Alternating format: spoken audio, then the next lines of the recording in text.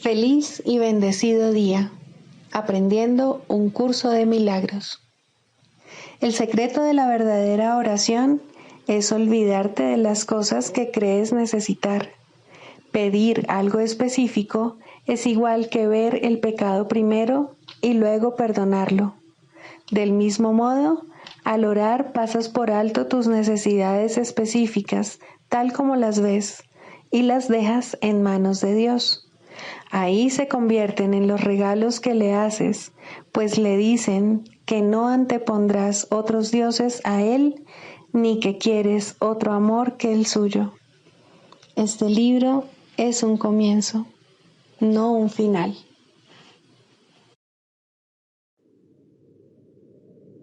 Del prefacio que postula, párrafo 9.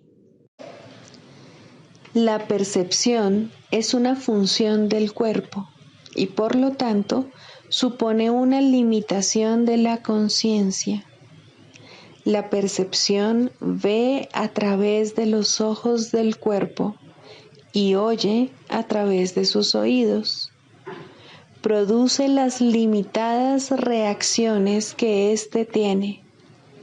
El cuerpo aparenta ser, en gran medida, automotivado e independiente, mas en realidad solo responde a las intenciones de la mente. Si la mente lo utiliza para atacar, sea de la forma que sea, el cuerpo se convierte en la víctima de la enfermedad, la vejez y la decrepitud. Si la mente, en cambio, acepta el propósito del Espíritu Santo, el cuerpo se convierte en un medio eficaz de comunicación con otros, invulnerable mientras se le necesite, que luego sencillamente se descarta cuando deja de ser necesario. De por sí, el cuerpo es neutro, como lo es todo en el mundo de la percepción. Utilizarlo para los objetivos del ego o para los del Espíritu Santo depende enteramente de lo que la mente elija. Introducción. Este es un curso de milagros. Es un curso obligatorio. Solo el momento en que decides tomarlo es voluntario. Tener libre albedrío no quiere decir que tú mismo puedas establecer el plan de estudios. Significa únicamente que puedes elegir lo que quieres aprender en cualquier momento dado. Este curso no pretende enseñar el significado del amor, pues eso está más allá de lo que se puede enseñar. Pretende, no obstante, despejar los obstáculos que impiden experimentar la presencia del amor, el cual es tu herencia natural. Lo opuesto al amor es el miedo, pero aquello que todo lo abarca no puede tener opuestos. Este curso puede, por lo tanto, resumirse muy simplemente de la siguiente manera.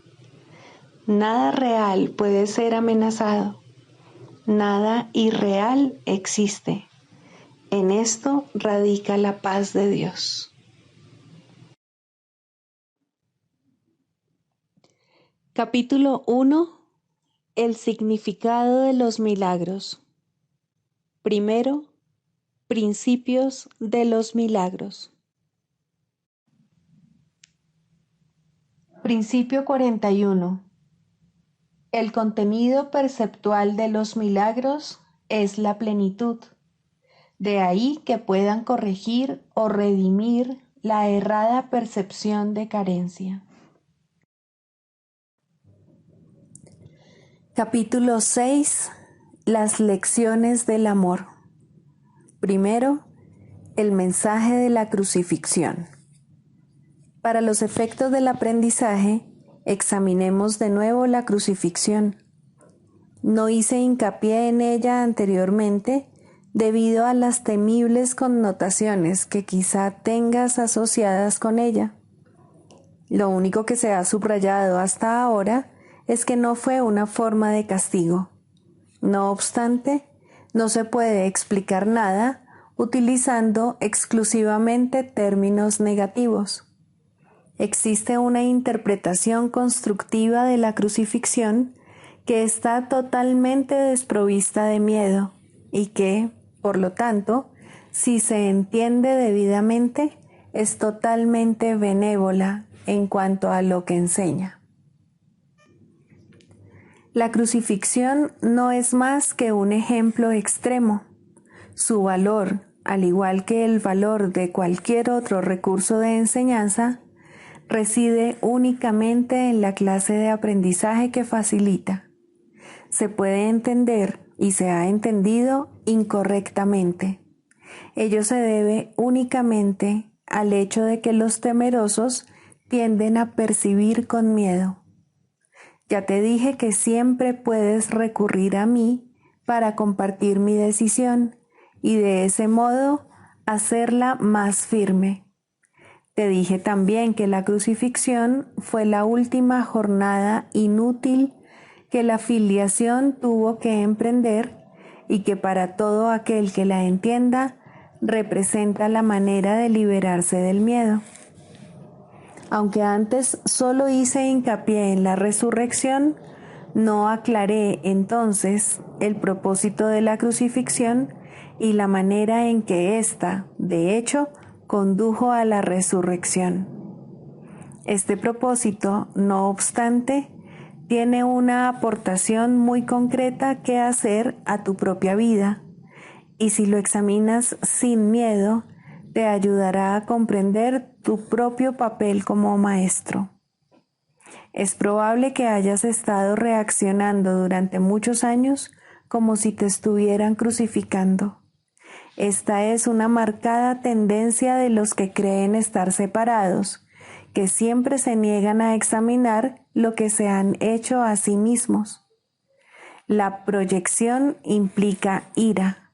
La ira alienta la agresión y la agresión fomenta miedo.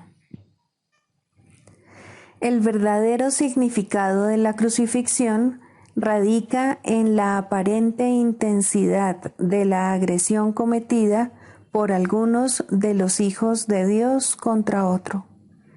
Esto, por supuesto, es imposible y se tiene que entender cabalmente que es imposible. De lo contrario, yo no puedo servir de modelo para el aprendizaje. En última instancia, solo el cuerpo puede ser agredido.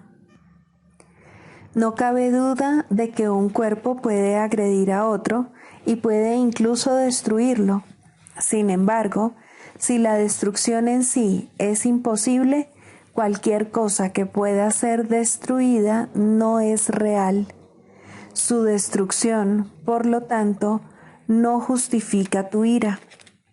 En la medida en que creas que la justifica, estarás aceptando premisas falsas y enseñándoselas a otros.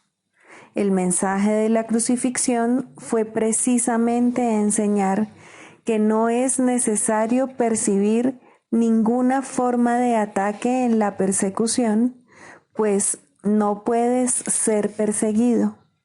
Si reaccionas con ira, tienes que estar equiparándote con lo destructible y, por lo tanto, viéndote a ti mismo de forma demente. He dejado perfectamente claro que yo soy como tú y que tú eres como yo, pero nuestra igualdad fundamental solo puede demostrarse mediante una decisión conjunta.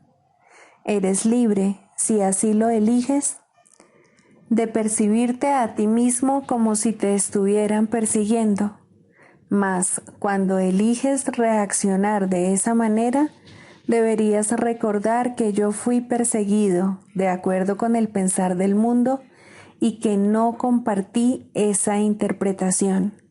Y puesto que no la compartí, no la reforcé. Ofrecí consecuentemente una interpretación diferente del ataque que deseo compartir contigo. Si la crees, me ayudarás a enseñarla. Como ya dije anteriormente, lo que enseñes es lo que aprenderás. Si reaccionas como si te estuvieran persiguiendo, estarás enseñando persecución. ¿No es esta la lección que el Hijo de Dios debe enseñar si es que ha de alcanzar su propia salvación? Enseña más bien tu perfecta inmunidad, que es la verdad acerca de ti, y date cuenta de que no puede ser atacada. No trates de protegerla, pues, de lo contrario, creerás que es susceptible de ser atacada. No se te pide ser crucificado, lo cual fue parte de lo que yo aporté como maestro. Se te pide únicamente que sigas mi ejemplo cuando te asalten tentaciones mucho menos extremas de percibir falsamente, y que no las aceptes como falsas justificaciones para desatar tu ira. No puede haber justificación para lo injustificable. No creas que la hay, ni enseñes que la hay. Recuerda siempre que enseñas lo que crees. Cree lo mismo que yo y llegaremos a ser maestros de igual calibre. Tu resurrección es tu redespertar. Yo soy el modelo del renacimiento, pero el renacimiento en sí no es más que el despuntar en la mente de lo que ya se encuentra en ella. Dios mismo lo puso allí y por lo tanto es cierto para siempre. Yo creí en ello y, por consiguiente, lo acepté como la verdad. Ayúdame a enseñárselo a nuestros hermanos en nombre del reino de Dios, pero cree primero que es verdad, pues de lo contrario enseñarás mal. Mis hermanos se quedaron dormidos durante la supuesta agonía del huerto, pero yo no pude haberme indignado con ellos porque sabía que no podía ser abandonado. Lamento cuando mis hermanos no comparten mi decisión de oír solamente una voz, pues eso los debilita como maestros y como alumnos. Con todo, sé que no pueden realmente traicionarse a sí mismos ni traicionarme a mí, y que sobre ellos es donde todavía tengo que edificar mi iglesia. No hay ninguna otra alternativa al respecto, porque únicamente tú puedes ser la roca de la iglesia de Dios. Allí donde hay un altar, hay una iglesia, y la presencia del altar es lo que hace que la iglesia sea santa. La iglesia que no inspira amor tiene un altar oculto que no está sirviendo al propósito para el que Dios lo destinó. Tengo que edificar su iglesia sobre ti, porque quienes me aceptan como modelo son literalmente mis discípulos. Los discípulos son seguidores, y si el modelo que siguen ha elegido evitarles dolor en relación con todo, serían ciertamente insensatos si no lo siguiesen. Elegí, por tu bien y por el mío, demostrar que el ataque más atroz a juicio del ego es irrelevante. Tal como el mundo juzga estas cosas, mas no como Dios sabe que son, fui traicionado, abandonado, golpeado, atormentado y finalmente asesinado. Está claro que ello se debió únicamente a las proyecciones de otros sobre mí, ya que yo no le había hecho daño a nadie y había curado a muchos. Seguimos gozando de perfecta igualdad como alumnos, aunque no es necesario que tengamos las mismas experiencias. El Espíritu Santo se regocija cuando puedes aprender de las mías y valerte de ellas para volver a despertar. Ese es su único propósito, y esa es la única manera en que yo puedo ser percibido como el camino, la verdad y la vida. Oí una sola voz nunca implica sacrificio. Por el contrario, si eres capaz de oír al Espíritu Santo en otros, puedes aprender de sus experiencias y beneficiarte de ellas sin tener que experimentarlas directamente tú mismo. Eso se debe a que el Espíritu Santo es uno, y todo aquel que le escucha es conducido inevitablemente a demostrar su camino para todos. Nadie te está persiguiendo del mismo modo en que nadie me persiguió a mí. No se te pide que repitas mis experiencias, pues el Espíritu Santo, a quien compartimos, hace que eso sea innecesario. Para valerte de mis experiencias de manera constructiva, no obstante, tienes aún que seguir mi ejemplo con respecto a cómo percibirlas. Mis hermanos, que son también tus hermanos, están constantemente justificando lo injustificable. La única lección que tengo que enseñar, puesto que la aprendí, es que ninguna percepción que esté en desacuerdo con el juicio del Espíritu Santo está jamás justificada. Mi función consistió en mostrar que esto es verdad en un caso extremo, simplemente para que pudiese servir como un instrumento de enseñanza ejemplar para aquellos que, en situaciones no tan extremas, sienten la tentación de abandonarse a la ira y al ataque. Mi voluntad, junto con la de Dios, es que ninguno de sus hijos sufra. La crucifixión no puede ser compartida porque es el símbolo de la proyección, pero la resurrección es el símbolo del compartir, ya que para que la filiación pueda conocer su plenitud, es necesario que cada uno de los hijos de Dios experimente un redespertar. Solo esto es conocimiento. El mensaje de la crucifixión es inequívoco. Enseña solamente amor, pues eso es lo que eres. Si interpretas la crucifixión de cualquier otra forma, la estarás usando como un arma de ataque en vez de como la llamada a la paz para la que se concibió.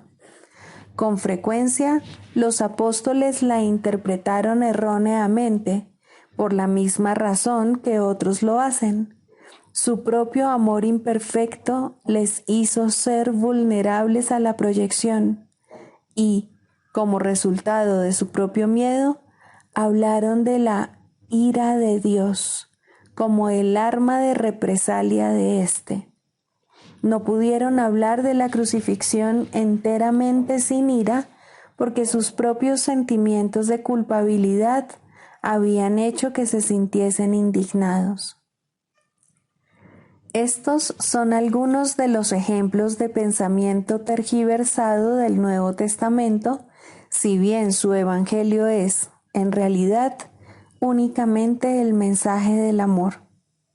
Si los apóstoles no se hubieran sentido culpables, nunca me habrían podido atribuir expresiones tales como «No he venido a sembrar paz, sino espadas». Esto está en clara oposición a todas mis enseñanzas. De haberme entendido realmente, no podrían haber descrito tampoco mi reacción a Judas como lo hicieron. Yo no pude haber dicho «¿Traicionas al Hijo del Hombre con un beso?», a no ser que hubiese creído en la traición. El mensaje de la crucifixión fue precisamente que yo no creía en la traición. El castigo que se dijo infligía a Judas fue un error similar. Judas era mi hermano y un hijo de Dios, tan miembro de la filiación como yo. ¿Cómo iba a condenarlo cuando estaba listo para probar que condenar es imposible?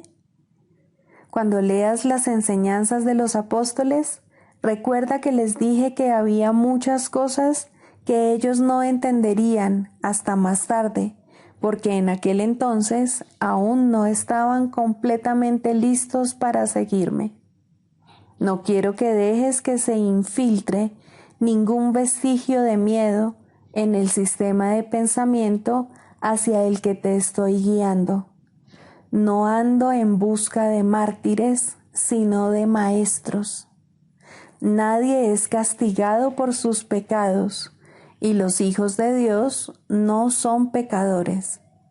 Cualquier concepto de castigo significa que estás proyectando la responsabilidad de la culpa sobre otro, y ello refuerza la idea de que está justificado culpar. El resultado es una lección acerca de cómo culpar, pues todo comportamiento enseña las creencias que lo motivan. La crucifixión fue el resultado de dos sistemas de pensamiento claramente opuestos entre sí. El símbolo perfecto del conflicto entre el ego y el Hijo de Dios. Este conflicto parece ser igualmente real ahora, y lo que enseña tiene que aprenderse ahora tal como se tuvo que aprender entonces. Yo no necesito gratitud, pero tú necesitas desarrollar tu mermada capacidad de estar agradecido o no podrás apreciar a Dios. Él no necesita que lo aprecies, pero tú sí. No se puede amar lo que no se aprecia, pues el miedo hace que sea imposible apreciar nada. Cuando tienes miedo de lo que eres, no lo aprecias y, por lo tanto, lo rechazas. Como resultado de ello, enseñas rechazo. El poder de los hijos de Dios está presente todo el tiempo porque fueron creados para ser creadores. La influencia que ejercen unos sobre otros es ilimitada y tiene que usarse para la salvación conjunta. Cada uno de ellos tiene que aprender a enseñar que ninguna forma de rechazo tiene sentido. La separación es la noción del rechazo. Mientras sigas enseñando esto, lo seguirás creyendo. No es así como Dios piensa, y tú tienes que pensar como Él si es que has de volver a conocerlo. Recuerda que el Espíritu Santo es el vínculo de comunicación entre Dios el Padre y sus hijos separados. Si escuchases su voz, sabrías que tú no puedes herir ni ser herido, y que son muchos los que necesitan tu bendición para poder oír esto por sí mismos. Cuando solo percibas esa necesidad en ellos y no respondas a ninguna otra, habrás aprendido de mí y estarás tan deseoso de compartir lo que has aprendido como lo estoy yo.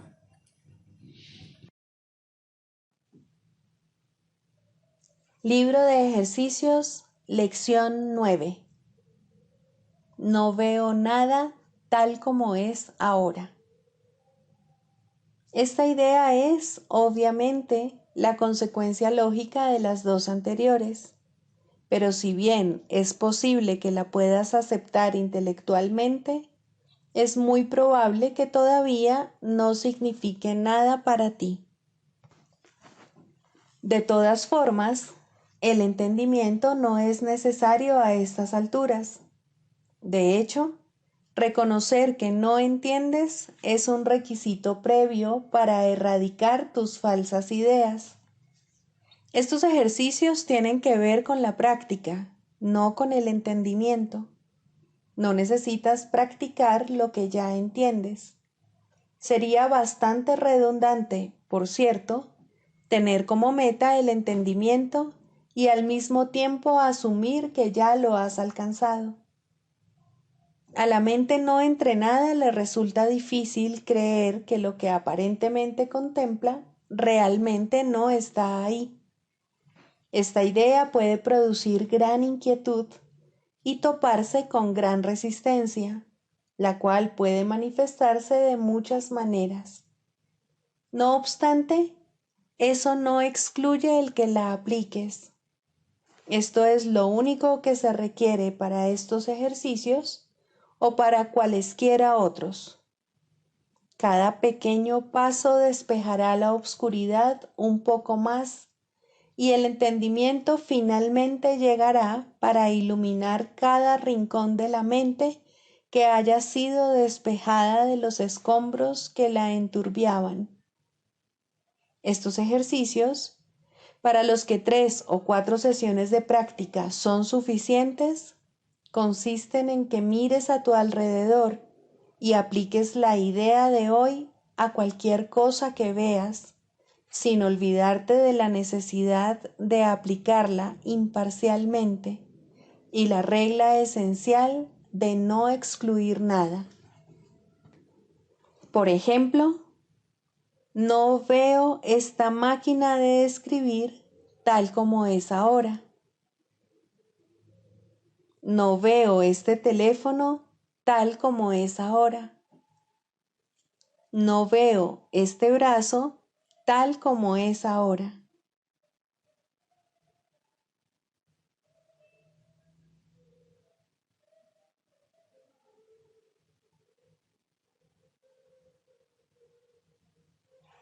Empieza con aquellas cosas que estén más cerca de ti y luego extiende tu campo visual. No veo ese perchero tal como es ahora. No veo esa puerta tal como es ahora. No veo esa cara tal como es ahora.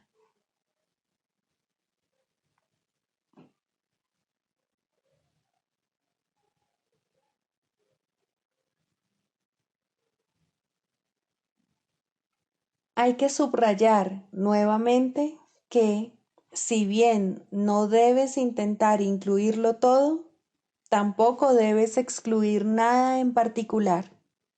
Asegúrate de ser honesto contigo mismo al hacer esta distinción. Es posible que te sientas tentado de enmascararla. Manual para el maestro, características de los maestros de Dios. Fe. El grado de fe de un maestro de Dios indica cuán avanzado se encuentra en su programa de estudios. ¿Pone en práctica este aprendizaje solo en algunos aspectos de su vida mientras mantiene otros aparte? De ser así, su progreso es lento y su confianza aún no se ha arraigado firmemente. La fe es la confianza que el Maestro de Dios tiene de que la palabra de Dios ha de resolver todas las cosas perfectamente, no solo algunas, sino todas. Comienza generalmente poniendo su fe en la resolución de solo algunos problemas, manteniéndola así cuidadosamente restringida por un tiempo. Someter todos los problemas a una sola respuesta es invertir completamente la manera de pensar del mundo, y solo eso es fe. Ninguna otra cosa merece que se le llame por ese nombre. Con todo, vale la pena lograr cada avance, por pequeño que sea.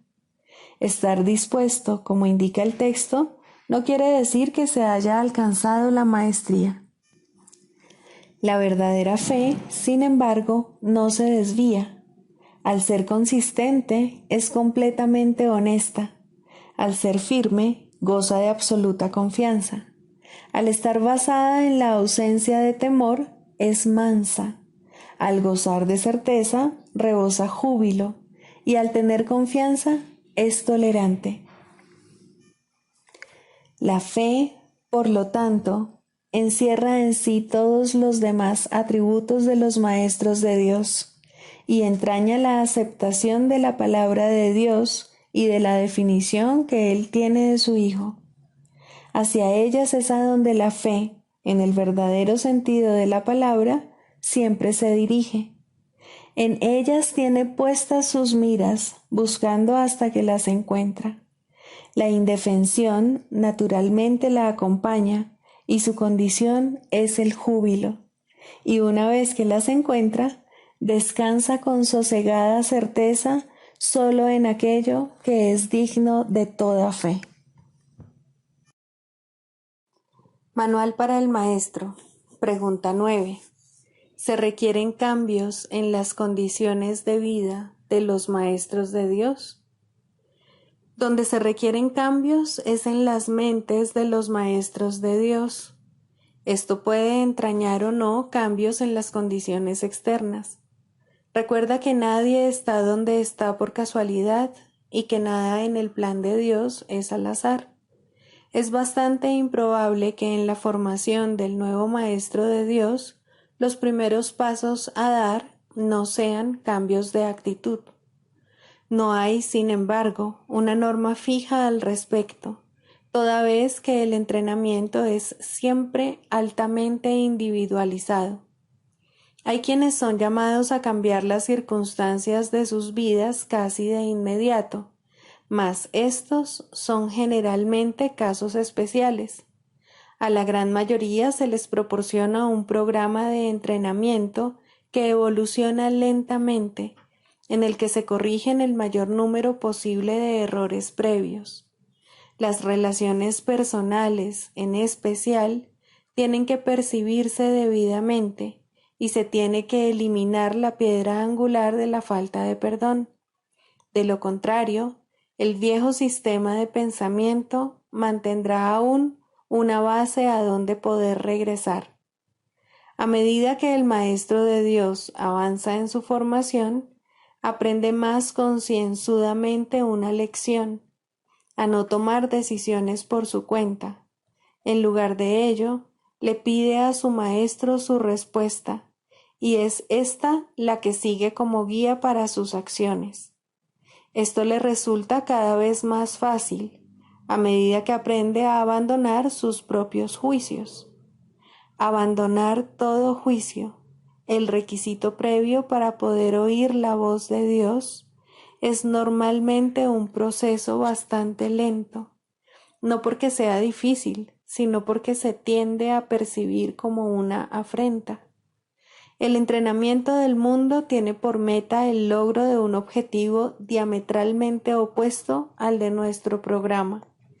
El mundo enseña que confiar en nuestro propio juicio es muestra de madurez y fortaleza. Nuestro programa enseña que abandonar todo juicio es la condición necesaria para la salvación.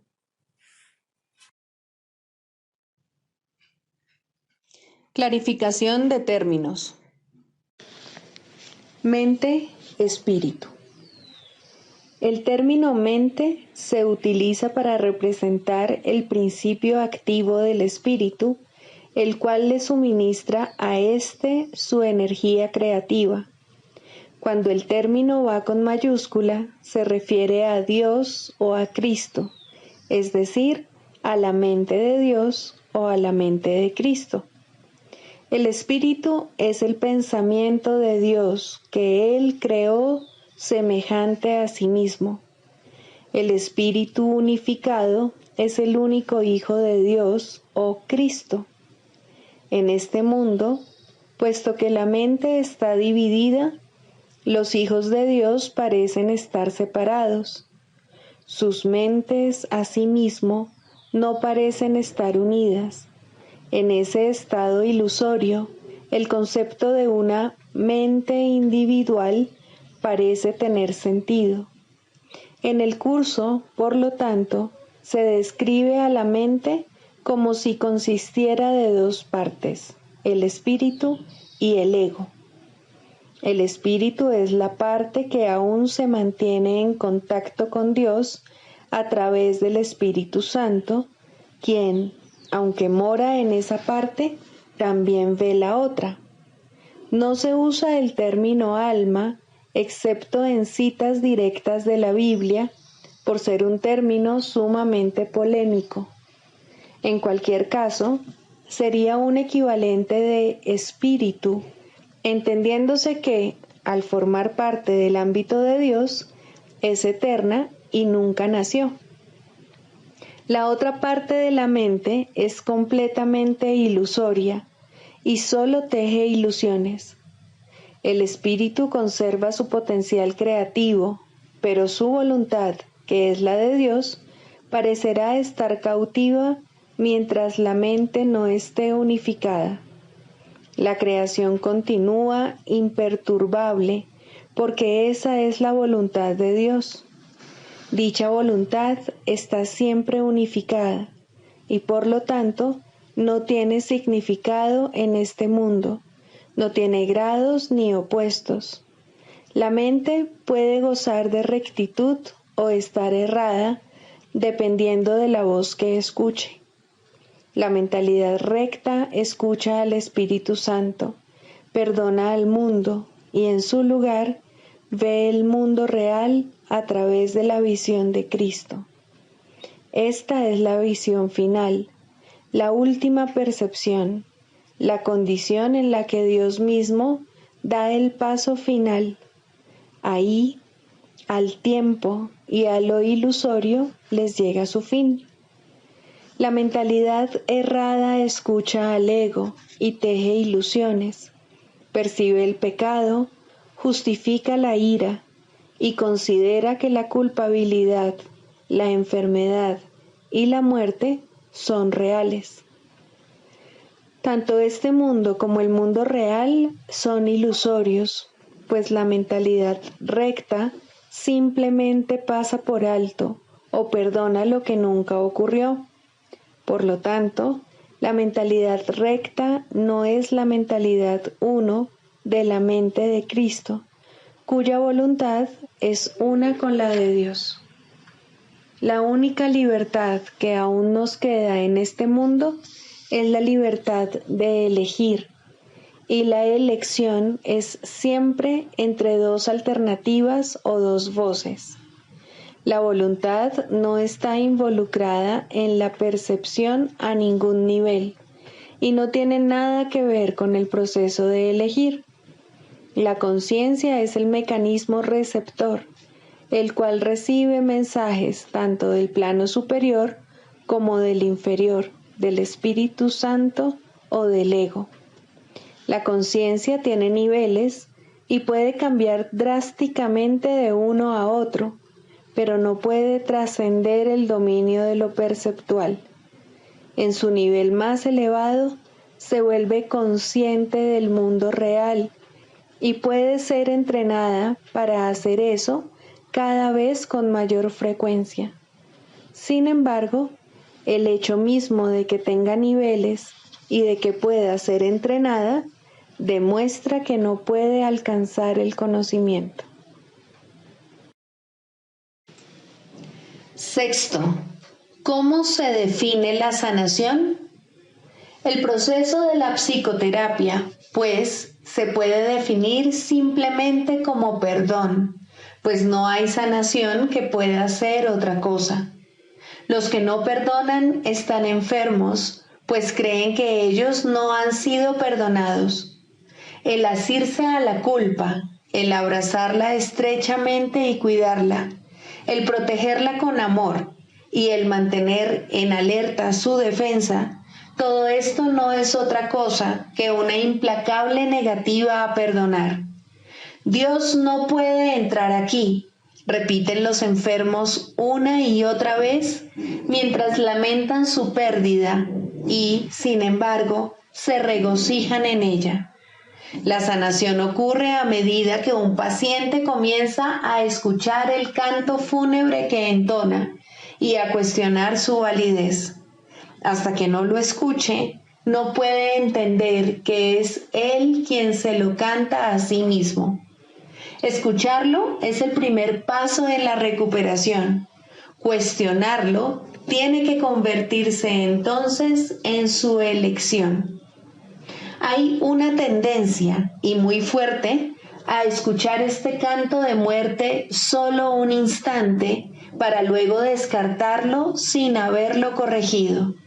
Estas conciencias fugaces representan las muchas oportunidades que se nos dan literalmente para cambiar de melodía.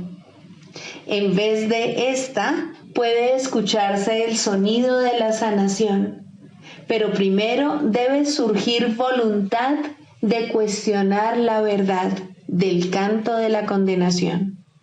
Las distorsiones extrañas que se tejen inextricablemente al interior del concepto del yo, que en sí no es otra cosa que una pseudocreación, hacen que este feo sonido parezca verdaderamente hermoso.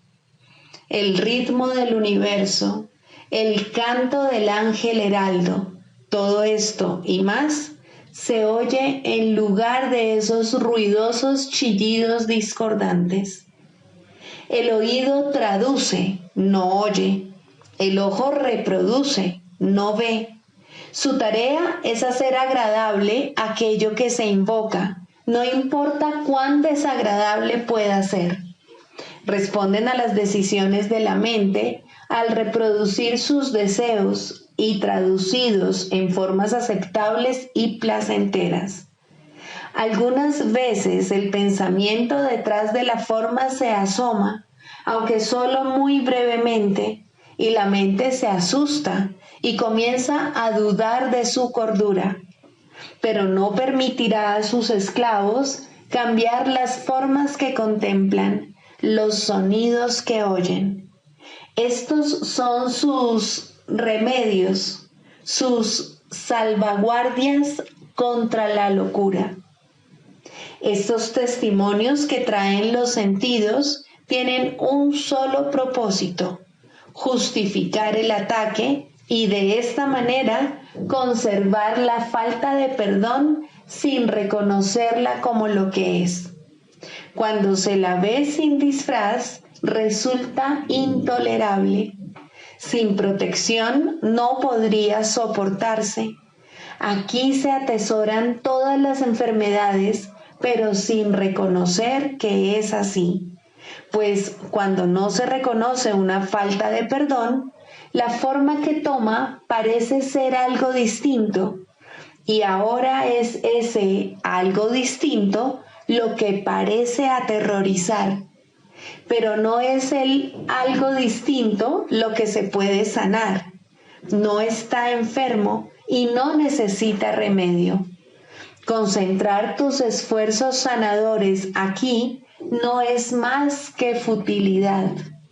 ¿Quién puede sanar lo que no está enfermo y aliviado?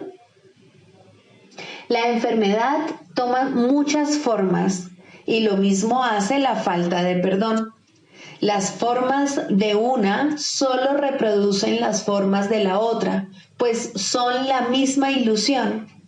Tan fielmente la una se traduce en la otra que un estudio cuidadoso de la forma de una enfermedad revelará con bastante claridad la forma de falta de perdón que representa. Sin embargo, ver esto no efectuará una sanación. Eso se logra mediante un solo reconocimiento, que solo el perdón sana una falta de perdón, y solo una falta de perdón puede ser el origen de cualquier clase de enfermedad. Esta comprensión es la meta final de la psicoterapia. ¿Cómo se alcanza? El terapeuta ve en el paciente todo lo que no ha perdonado en sí mismo y de esta manera se le da otra oportunidad de mirarlo, someterlo a una nueva evaluación y perdonarlo. Cuando esto ocurre, ve cómo desaparecen sus pecados en un pasado que ya no está aquí. Hasta que lo haga, tiene que pensar que el mal lo asedia aquí y ahora. El paciente es la pantalla para la proyección de sus pecados, lo cual hace posible que se deshaga de ellos. Pero si llega a retener una mancha de pecado en lo que mira, su liberación es parcial y no será segura. Nadie se cura solo. Este es el alegre canto que la salvación entona a todo el que oye su voz. Esta afirmación no puede ser recordada con demasiada frecuencia por todos los que se vean a sí mismos como terapeutas. Sus pacientes solo se pueden ver como portadores de perdón, pues son ellos quienes vienen a demostrar su impecabilidad ante ojos que aún creen que el pecado se encuentra ahí para que lo vean. Pero la prueba de la impecabilidad, vista en el paciente y aceptada en el terapeuta, le ofrece a la mente de ambos un pacto en el cual se encuentran y unen y son uno. El canto de la oración. 3. La curación. Introducción. La oración tiene ayudantes y testigos que hacen más llevadero y seguro el empinado ascenso, aliviando el dolor causado por el miedo y ofreciendo consuelo y promesas de esperanza. Testigo del perdón y ayudante en la oración, dadora de la certeza de que finalmente alcanzarás la meta, eso es la curación. Su importancia no debe enfatizarse demasiado, pues la curación es una señal o símbolo de la fuerza del perdón y tan solo un efecto o sombra de un cambio de parecer con respecto a la meta de la oración.